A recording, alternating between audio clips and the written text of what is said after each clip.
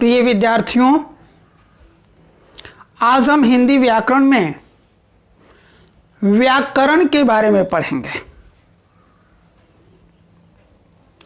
व्याकरण क्या होता है? व्याकरण वह विद्या है जो भाषा के शुद्ध रूप और प्रयोग के नियमों का निर्धारण करती है। क्या है व्याकरण? व्याकरण वह विद्या है जो भाषा के शुद्ध रूप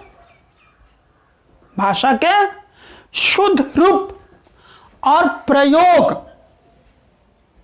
भाषा का शुद्ध रूप और प्रयोग के नियमों का निर्धारण करती है।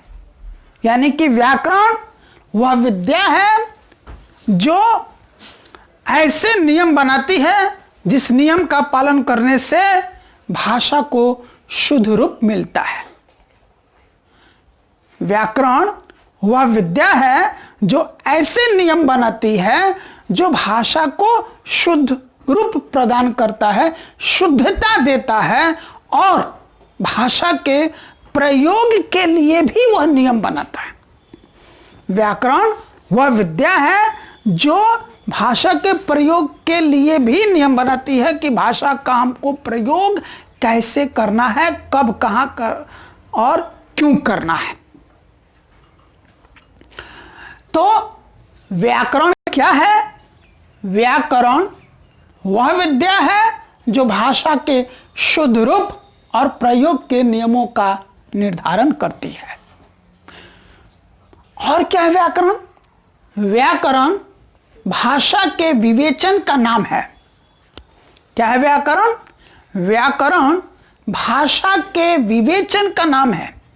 यानी कि भाषा को जिस तरीके से हम विवेचन करते हैं, भाषा की विवेचना करते हैं, उसी का नाम व्याकरण है। और क्या है व्याकरण?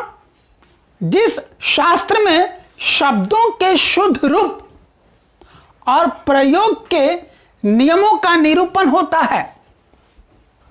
यानी कि व्याकरण वह शास्त्र है जिस शास्त्र में शब्दों के शुद्ध रूप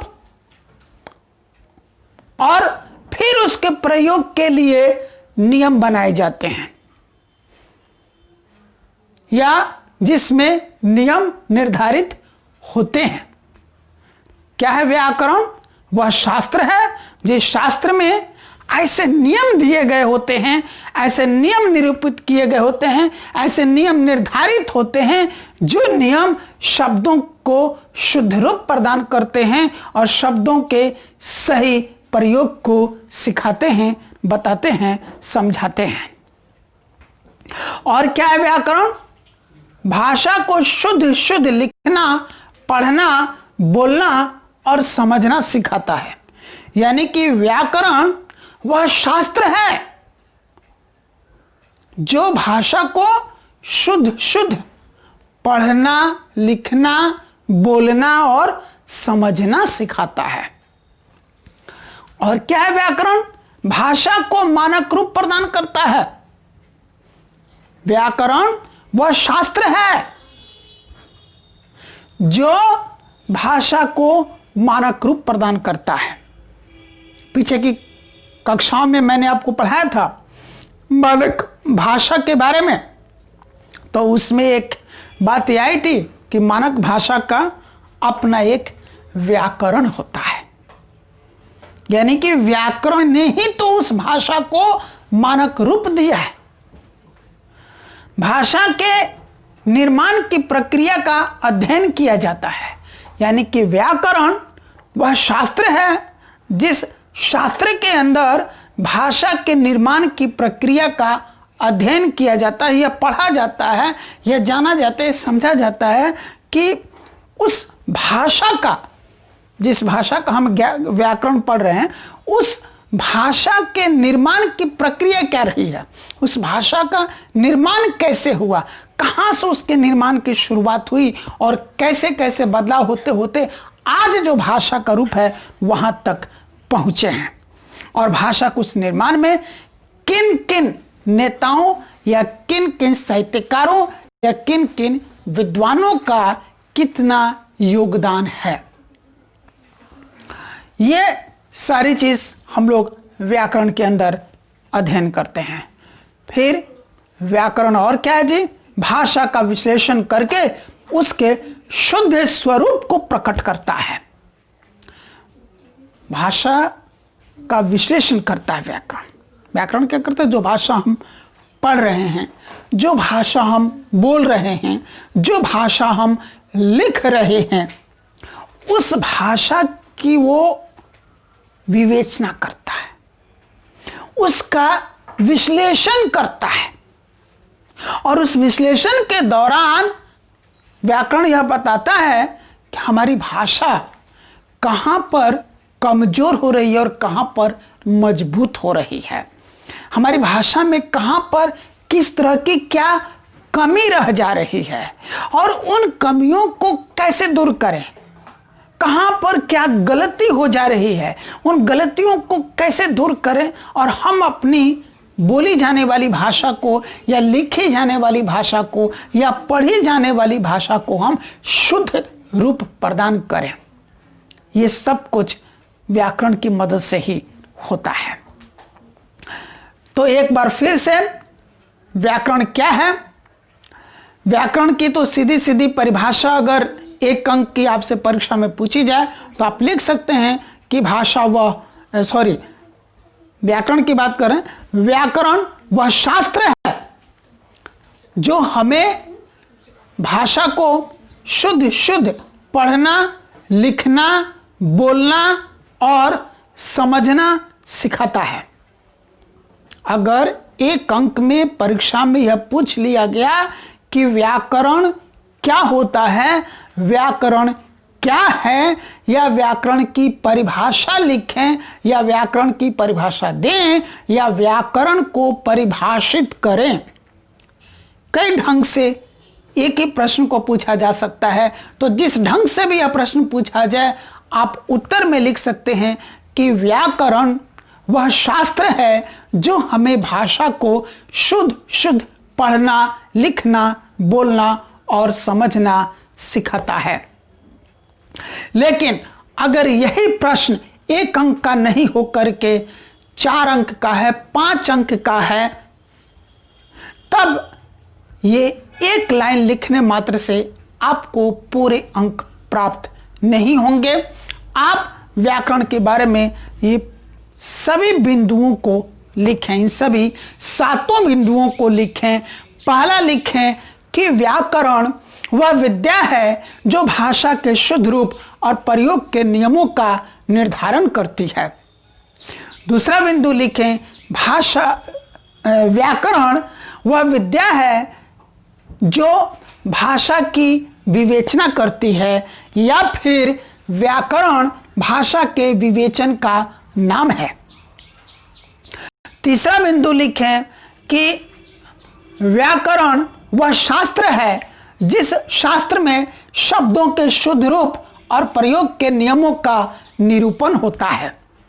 चौथा बिंदु लिखें कि व्याकरण भाषा को शुद्ध शुद्ध लिखना, पढ़ना, बोलना और समझना सिखाता है। 5वां बिंदु लिखें, व्याकरण भाषा को मानक रूप प्रदान करता है। 6ठा बिंदु लिखें, भाषा के निर्माण की प्रक्रिया का अध्ययन जिस शास्त्र में किया जाता है उस शास्त्र को व्याकरण कहते हैं। या फिर व्याकरण वह शास्त्र है जिस शास्त्र में भाषा के निर्माण की प्रक्रिया का अध्ययन किया जाता है। और 7वां बिंदु लिखें, व्याकरण भाषा का विश्लेषण करके उसके शुद्ध रूप को प्रकट करता है। या फिर व्याकरण वह शास्त्र है जो भाषा का विश्लेषण करके उसके शुद्ध रूप को प्रकट करता है। तो कितना लंबा आपका उत्तर होगा यह निर्भर करेगा कि पूछे जाने वाला प्रश्न कितने अंक का है, पर आपको ये सारी बातें ध्यान में रखनी है। अगला जो चीज है वो है भाषा और व्याकरण में क्या संबंध है। तो भाषा और व्याकरण में संबंध यह है कि सबसे पहले भाषा ही विकसित होती है, सबसे पहले भाषा उत्पन्न होती है, विकसित होती है, और वो आम बोलचाल की भाषा में प्रयोग की जाती है। यानी कि आम बोलचाल में उसका सबसे पहले प्रयोग शुरू होता है। भाषा पहले बोली जाती है, और जब भाषा बोली जाती है फिर उसके बाद भाषा लिखी भी जाने लगती है। यानी कि पहले मौखिक रूप आता है भाषा का, फिर उसका लिखित रूप आता है, और धीरे धीरे भाषा के प्रयोग का जो दायरा है वो बढ़ता चला जाता है।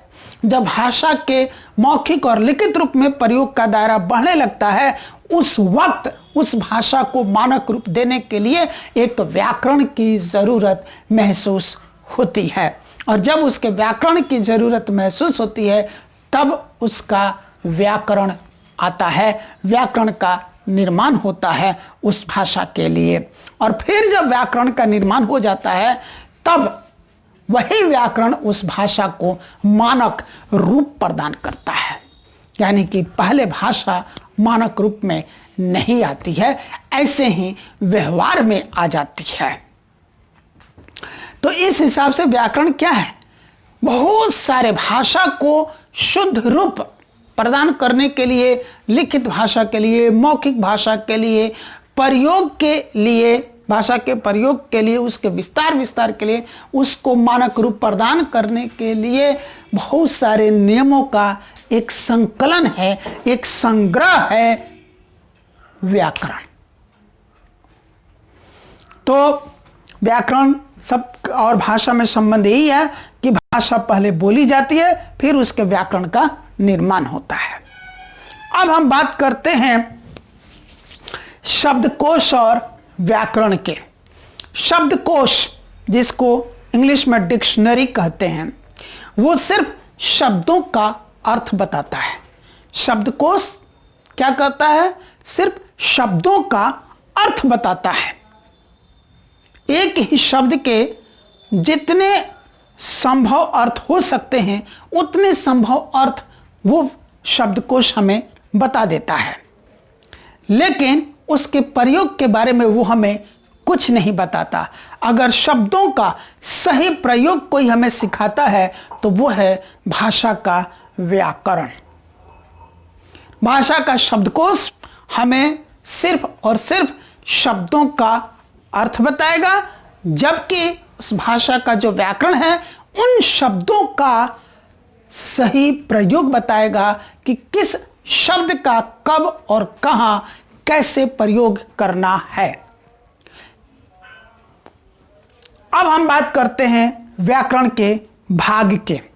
व्याकरण के 3 भाग। पहला ध्वनि विचार या वर्ण विचार। व्याकरण के इस भाग में हम ध्वनि और वर्ण के बारे में गहन अध्ययन करते हैं। व्याकरण का जो दूसरा भाग है वो है शब्द साधन या शब्द विचार। व्याकरण के इस भाग में हम शब्द निर्माण और शब्द प्रयोग के बारे में सीखते हैं। और व्याकरण का तीसरा भाग है वाक्य विन्यास या वाक्य विचार। इस भाग में, व्याकरण के इस भाग में हम वाक्य बनाना सीखते हैं, वाक्य व्यवहार सीखते हैं। तो इस तरीके से व्याकरण के 3 भाग हो गए: ध्वनि विचार या वर्ण विचार, शब्द साधन या शब्द विचार, वाक्य विन्यास या वाक्य विचार। तो आने वाली कक्षाओं में हम लोग इन तीनों ही भागों के बारे में विस्तार से अध्ययन करेंगे, और इन तीनों ही भाग के अंदर जितने भी प्रकरण आएंगे सभी प्रकरणों पर हम लोग गहनता से अध्ययन करेंगे। तो जब अगली कक्षा लगेगी उस वक्त हम ध्वनि विचार से यानी कि वर्ण विचार से हम लोग शुरुआत करेंगे। धन्यवाद।